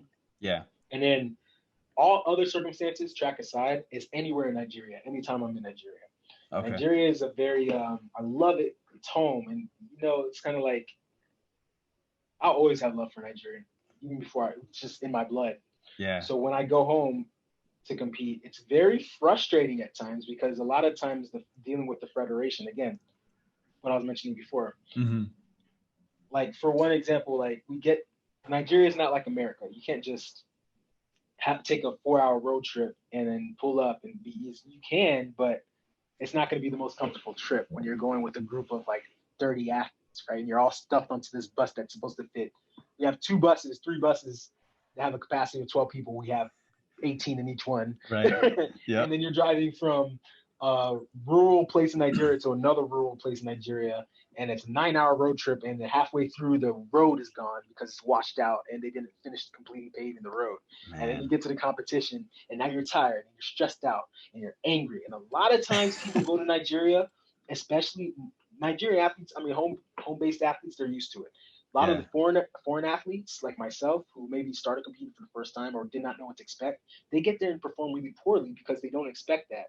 Right. You get there, you're eating I eat Nigerian food almost every day. I've always done that, so I'm used to the cuisine. Right. Like it can be a shock if you're not ready for it, but just given the frustration and there's a lot. It's a high energy place, right? Yeah. So it can make or break you. Every time I go there, something pisses me off.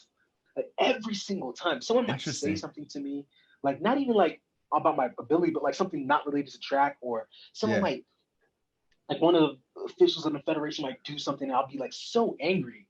Yeah. And like I said, when you put my back to every single time my back is against the wall, I perform, and I've learned to love that. So I love competing in Nigeria because no matter what type of shape I am in, I'm going to jump one of the best jumps in my life. Yeah. Like I just love it. Yeah. Sweet. Awesome. Yeah, man. Yeah. That's sweet. That was good detail. By the way, what's your favorite Nigerian food? Like plate meal? Suya. Suya. Suya is like it's SUYA. It's like it's beef or chicken or any type of kebab, like meat that they'll put on a kebab. And then the way they cook it, they'll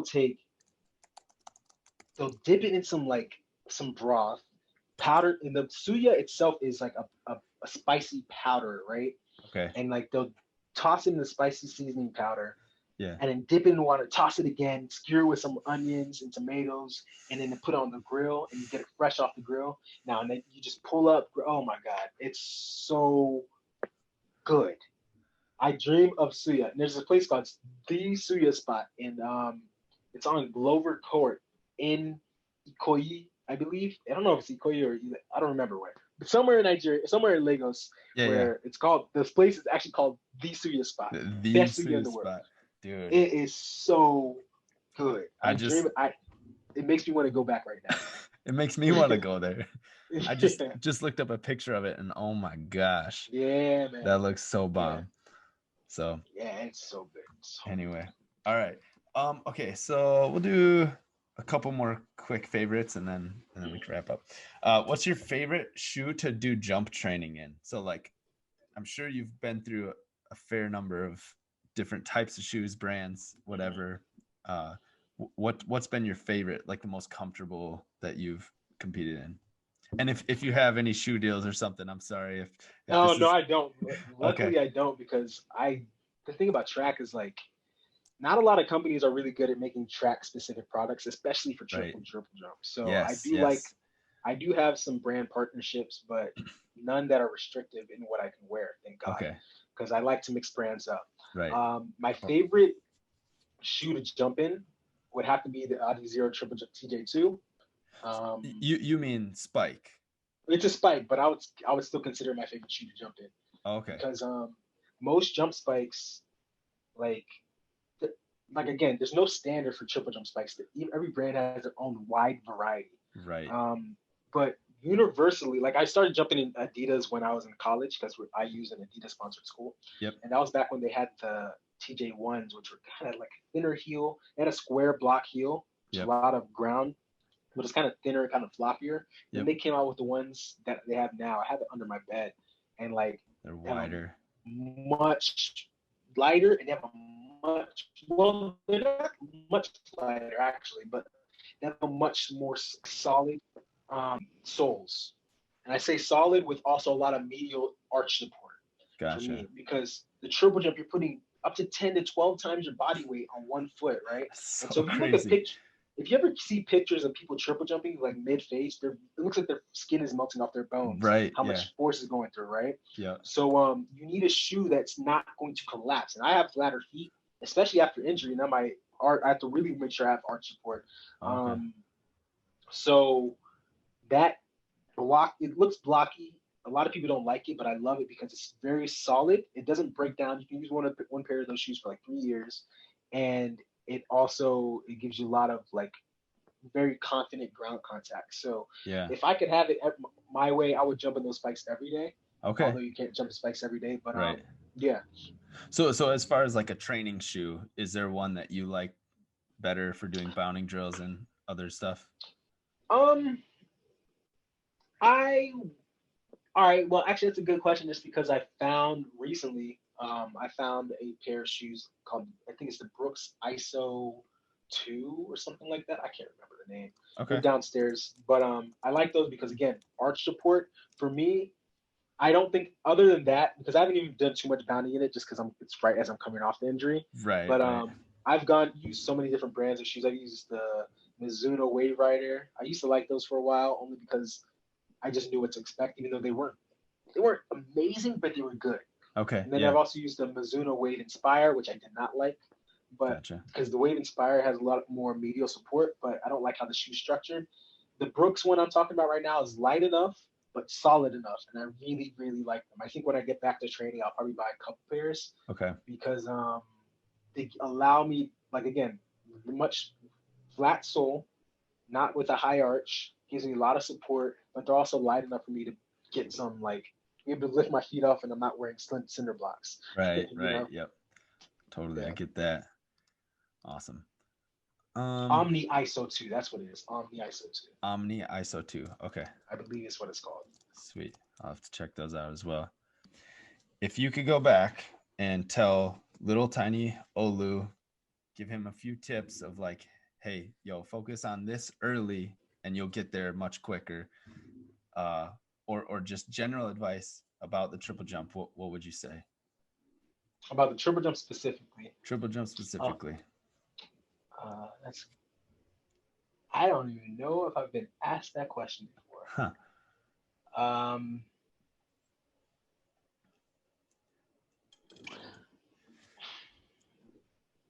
First thing that comes to head is don't be afraid to run faster. On the runway, you mean? On the runway. Okay. Don't be afraid to be faster. Yes. And I say that because there's a lot of schools of thought back in, especially among high school circles, that, oh man, the long jump, you want your athletes running fast. The triple jump, they can't run too fast. They gotta control it. And that's true up to a certain point. Mm-hmm. Obviously, you don't want to have kids going faster than they can to control. The faster you go, the more force your body's going to have to absorb. And a lot of kids don't even have enough strength to absorb force going with a jog into a triple jump, right? Yeah, yep. But, so this is everything I'm saying is contingent upon you have an athlete that is clearly mastering what they're at with the triple jump. Yep. From that point, the beauty of the triple jump, there's so many different variables you can change. This is why people make huge gains. Yes. And I actually kind of, before we shut up, I want to tell you about the gains I had post-college because it ties in. But Please, they're huge gains that can be had in triple because there's so many variables between the first phase, second phase, third phase, and in your approach. And also your running mechanics and all that. So once you have a kid that is proficient in the triple jump where they're jumping pretty far consistently, far can be relative to the girl, boy, whatever the case might be. But you know that there's something else they need to do. I like to look at speed. Because with the triple jump, you start to master everything at a certain given speed. Mm. That's great. You now maxed out how far you're going to go. Dude. Now you need to go faster. And when you go faster, a couple things are going to happen. One, you're probably going to start jumping worse at first. Your body's might be more sore. Yeah. Your injury potential goes up if you've done your groundwork, your strength work, your foundational work, your injury potential shouldn't go much higher, but the learning curve is going to go way much steeper. Yes. But when you start to master running faster, then every phase goes further exponentially. It happened. It's just physics. Yes. And I say that because in college, remember I mentioned in high school, I got very stagnant. Yep. College, I started running a little bit faster because my approach got a little bit longer. But then I got stagnant. Coming out of college, I will never forget. I had been away from the track for 6 months because it was after college and I'm going into my pro career, but I wanted to do some internships. So I went to Apple in California, did an internship. I did an internship for Verizon. Came back after all of that, went to my first practice with Skeeter Jackson. He was like, all right, I haven't seen you jump in person since high school. So I want to see what you do. I know you have technique, but let's see. Go jump. Put my spikes on. I'm like, yeah. I ran. Oh, yeah. I'm like, doing my phase, doing my hop, step, jump. I land. I'm like, I killed that. I stand up out the pit and coach is like, all right, now go at 100%. And I'm like, what you mean? That was 100%. He's like, oh, no. Like, so what he was saying is like, you got to run faster, bro. He's like, you're powerful, you're strong, but until you run faster, your phases will not go any further. So he's like, now go back and jump again, but this time I want you to sprint as hard as you can and not think about gauging your speed. Just go. Dude. Again, I'm saying this knowing that I've been triple jumping for years at this point. So now I have some proficiency, but running fast was something that was out of my comfort zone. Yes. I ran fast. First one, I crashed and burned.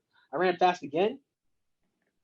It was probably like an 8-step approach. I jumped 3 feet further. Dude. Just because I ran fast. It was ugly. The technique was crap, but I jumped further just because you have to put your body in that position out of your comfort zone and then trust that you're going to catch it and then you're going to jump further.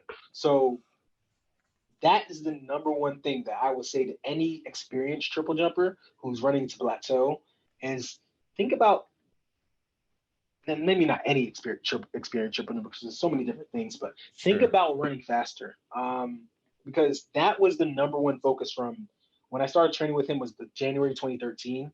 And then up from January 2013 up until the August 2016, the Rio Olympics, our main training focus was getting me faster and stronger, but faster coming first. Yeah. And every time we would do triple jumps, whether it be technical sessions or we're at meets, or even when we do some of our box strokes, he's like, go faster. I would have to run faster. It's like, I feel like I'm about to run and jump off a cliff. You know what I'm saying? Yep. But you have to do that because now everything's going to come around faster. So 2013, I started training with him. My PR was 1582, January. Yeah. By May, I jumped 1625. Jeez. I jumped 1615. That was windy. Then I jumped 1615 legal at Nigeria. Yeah. And then the next year I jumped 1673. Jeez. And then that was 2014. The next year I jumped 1680. Then I jumped 1698. All from training myself with my main focus of going faster. Yes. Dude, so, like that. That's what I love. Go. The triple is beautiful. Yeah, that's the beauty of the triple. That's the beauty of it. There's so much room for improvement. That's why, like at the beginning of the interview, when I asked you what do you think you're capable, and you said 1750, I was like, right, it's 1750 plus. 1750. I said 58 plus because that's 1767 plus. Yeah. So 58 plus. Yeah. That's what it was. Yeah, 58 plus. But you said 58 plus, and I was like, I can totally see that because, like, I mean, I watched your film, and like, I mean, even Christian Taylor, who like has PRs at the top level, like he's got room to grow. Yeah. You know, and it's like little things here and there. Like oh man, I love it. The triple jump is a grown man event. And for me, unlocking that 58 plus, I'm not saying it's going to be easy. I'm not saying it's going to happen overnight. Right. But the reason why I know I'm capable of it is one, because I know I'm dedicated to doing whatever it takes. Yep. Two, understanding how I'm going to do whatever it takes. Now that I'm older, I don't necessarily, I'm more quality over quantity now. I'm not gonna go bust my tail for like 3 hours every single day anymore. It just doesn't make sense. Right. Unless it's something that plays into what I'm actually doing, right? Yep. So now that I'm older, I know how to train better. I know how to eat better. I know how to take care of myself better. I'm learning all these things in a very real way that I would have to learn whether I was an athlete or not now at 30. And as I master just being a 30-year-old now, rather than being a 20-year-old athlete, as I master being a 30-year-old athlete, that will translate to what I do on the track. Then, Jonathan Edwards set the world record when he was 31. Dude, yes. I already know, like, for me, we talked about cycles. I've had many plateaus and many stagnant cycles in my career, especially in the past 4 years. But now it's like, oh, all the seeds have been planted. Yep. So when I do get back to the track and I do kind of get back into my rhythm in terms of competing, hopefully it happens this coming season. Maybe it doesn't, but I know that as I stay the course, it's going to be 1720, 1750, 1780. I already know it, because I've gone through this so many times. Yes. At this time, I just know it, and then I just have to push my body through the process of catching up with my mind. Absolutely. Yeah. So that was great. That was amazing. Kids, listen to that. Get faster, learn how to handle it at a certain speed, and then get faster. Learn how to handle that speed, get faster. Yeah.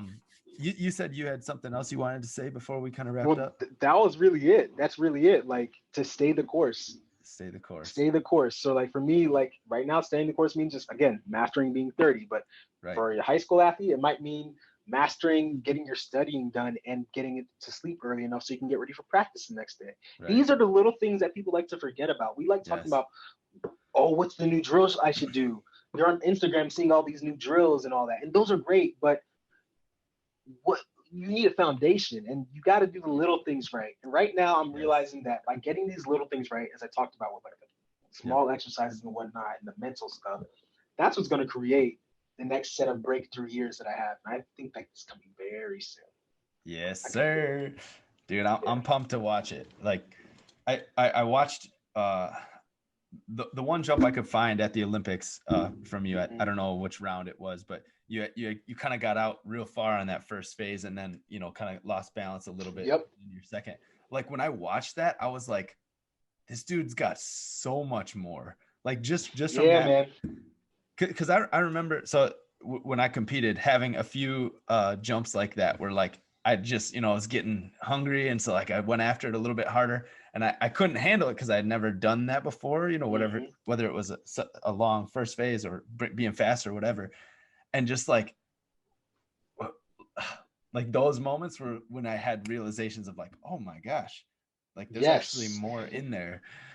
Yes. So I'm excited to see 2021 Olu, Yes, sir. Lord willing, if you're healthy and everything, like, I'm excited to see what comes out of this. So yeah, man.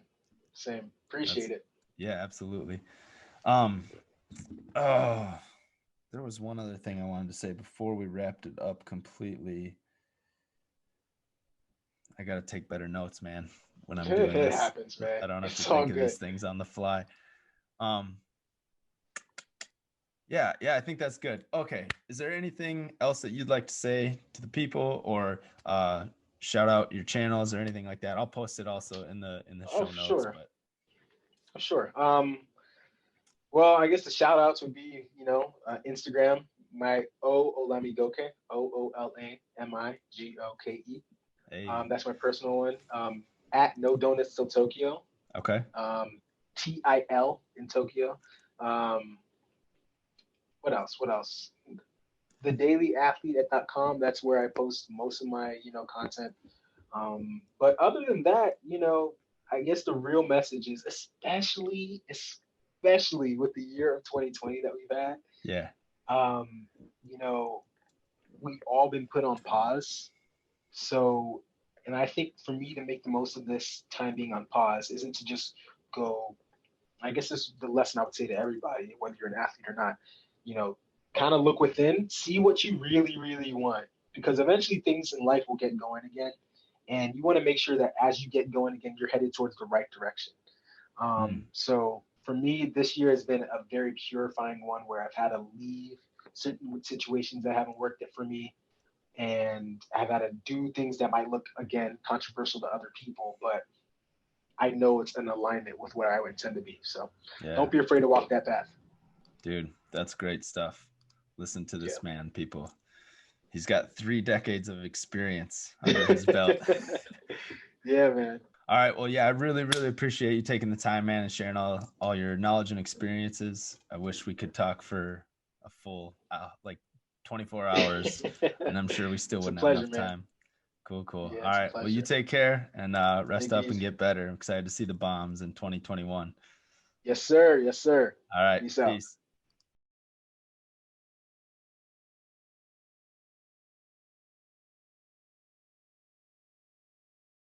I say I appreciate it. I really do, because it's kind of bringing up my love for the triple jump as an athletic activity. Yes, There's man. so much to gain. Like, every single person's body type, you just have to learn. It's like it's an event you have to grow with. Yes. You might be able to find short success, but as you grow with the event, it's no telling how far you can jump. Dude. And I'm learning so much now in my injury about where I'm going next. And I mentioned earlier about not weight training. I'm a guy who's clean 305 pounds. And I when I was weighing 150. So dang. I know about power, I know about weightlifting, but I'm learning that the overdoing the squats, the overdoing the Nordic hamstring curls, because every single time I've done Nordic hamstring curls is when I strain my hamstring. That doesn't work for my body. You know what I'm saying? So it's I'm more of an eccentric guy. Yeah. So that's why I'm saying, as you grow with this event, there's so much you can learn, and you can start to, because I've been doing this, I've been triple jumping now. Well, I guess I started in 2006. So I've been doing this for 14 years. So actually, I really started in 2003, so you could say 17, but I've been doing it for long enough now that I know so many of the rules that I'm starting to break them. Yes, dude. That is so interesting. I'm starting to break them. My weight training, as I'm getting back to it, because I still can't put a whole barbell on my back. I mean, I can, but I can put a barbell on my back with 200 pounds, and then my ankle will be hurting for the next few days. But that doesn't mean I can't weight train. You know what I'm saying? So it's now I'm focusing on lunges differently. I'm doing lunges with a single dumbbell and just putting my body in different positions. And I know that doing this new unorthodox thing that I'm setting up for myself. Yeah. When I say 58 plus, it's not a fluke. It's gonna be. Dude. I really foresee happening in the next 2 to 3 years. Yeah. Versus 2021. That's just where I feel it's gonna happen. Probably 2022, 2023. Yep. I fully believe that, man. Oh, by the way, I hit record again because you were just saying some that's good. That's good. You were saying some good stuff. Cool. I was like, oh, I gotta get this. That's cool. Yeah. No, I fully believe it's gonna happen for you, Lord willing, not getting injured and stuff like that. But cause I think you're in that next plateau right now. Yes, that's where I feel right now, man. It's I about feel to hit. And that's the thing, as I say, it's about a hit. It's very easy to get excited about it, but one thing I've learned is where you feel really, really excited and motivated in the moment. Yeah. For me, I learned I need to sit back, ground myself, and be like, okay, hold up, this is gonna happen. But in order to get there, it's gonna be some challenges. Right. And that's okay. That's okay because that's how I get better. But I'm at this level where now, as I master being 30 years old and the challenges that come with that, I'm still very fit. I'm not the type of guy who gains weight easily, so I thank God for my genes every day because I don't get fat. But that just means, as I learned that, okay, maybe I don't need to be in the weight room 3 times a week. Maybe I need to do 2 times a week and focus on being explosive.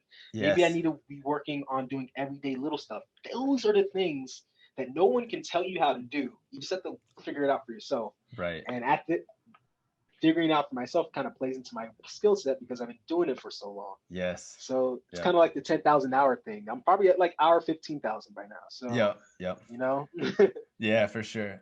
So it's interesting that you were saying that too earlier.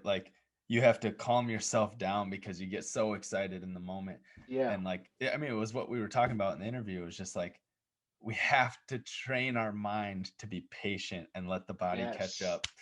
And that sucks to do. It's tough, but that's where it's the process, man. And I mentor some athletes as well. One of them being Yeah. my cousin. Yep. Actually, he called me mid-interview, so I had to like scroll down. And if you see the video, my video cut out, that would have been why. Oh, But that's why. Okay, yeah. yeah, he plays soccer and he's overseas playing soccer in London right now. He's Wow.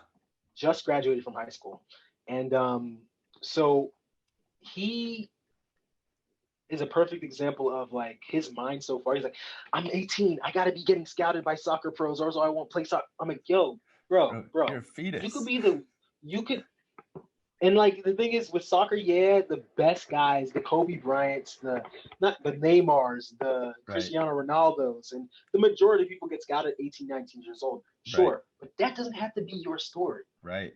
And I'm trying to get him to understand, like, you don't have to do it that way.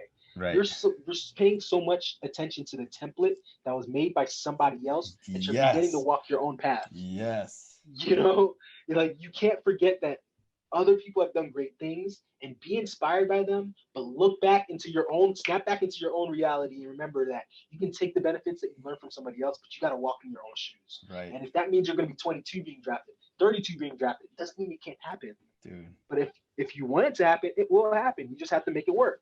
Right. And you can't get so caught up in what somebody else is doing or has done. Right. Absolutely. Yeah. No, dude, that's huge, because just remembering that we are like you're a totally unique vessel, or your cousin is totally unique vessel than Cristiano Ronaldo. You know, like the path that he took is going to be different because he is a different human being. Yeah, man. You know, physically, mentally, everything. And so like, and like his resources, whatever he had, you know, I don't know, but yeah, so that's good stuff. It's funny you mentioned resources and what someone has and doesn't have. I don't know what books you're reading, but there's a book I'm reading by Malcolm Gladwell called David and Goliath. Ah, interesting.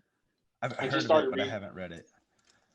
Oh, so I've just started rereading it, like reading it for real last night. Yeah. And it's just about like the concept of like how, I think even the subtitle, I'm trying to read what it says. It's like how giants beat, something like that. But anyways, like how small people can beat the giants. Right?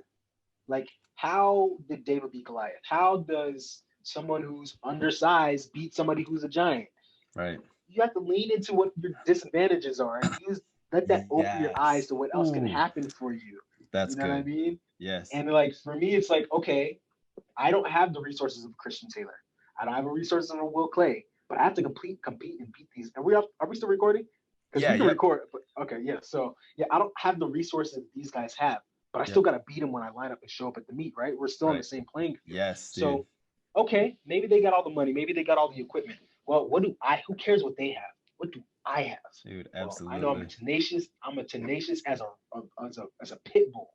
When I'm fighting on something, I ain't letting go till it falls apart. Ooh. I also know that, okay, sometimes I get down on myself, and I know that sometimes that means what gets me out of those moments when I refocus on being just me. Okay, cool.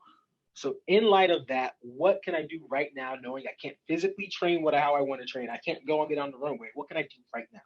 One thing I'm getting into in response to that, I'm doing a lot of like unorthodox movements.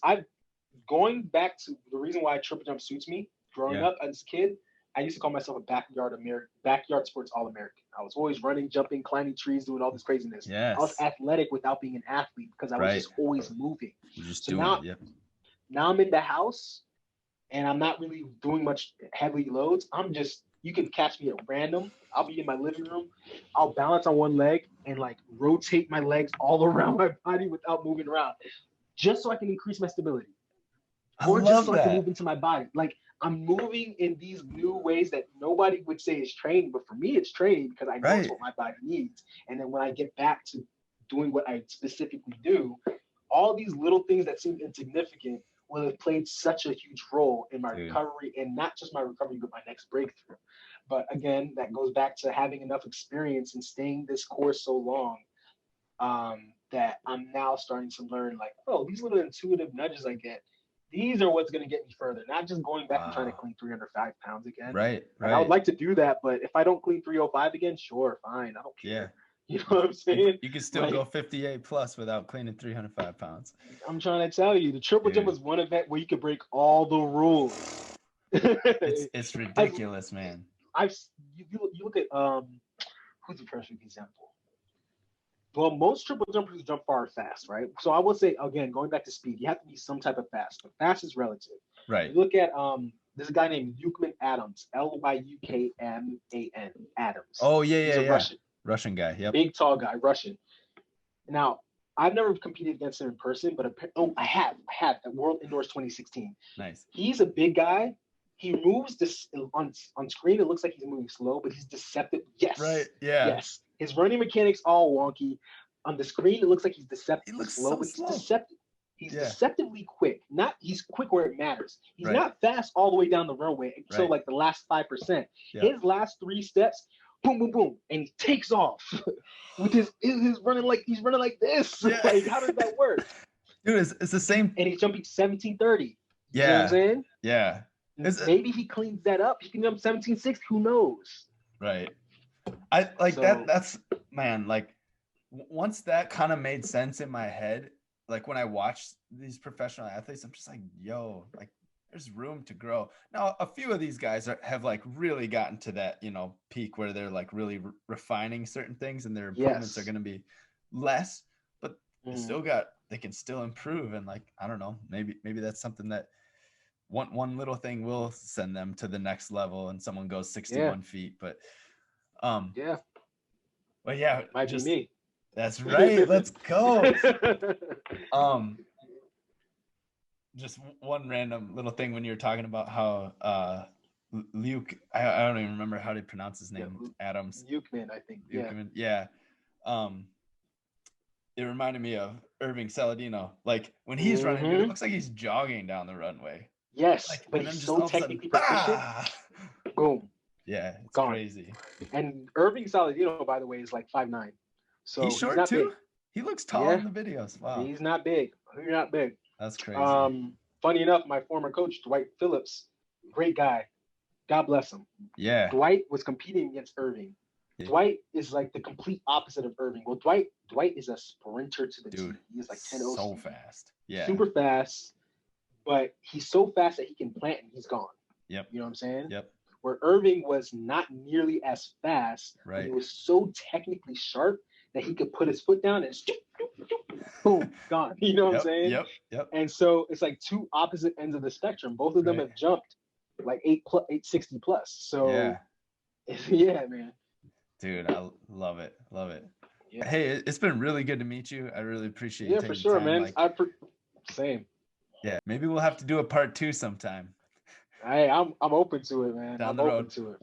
Once you hit the 1780s, etc., I'll have to just come back and be like, hey, what was the thing that changed for you? Yeah, man. We'll go right back through it again. Let's do it. Yeah. Yeah, man. Perfect. My career is it's one for the record books for sure. Yeah, dude. Super interesting story. Thanks so much.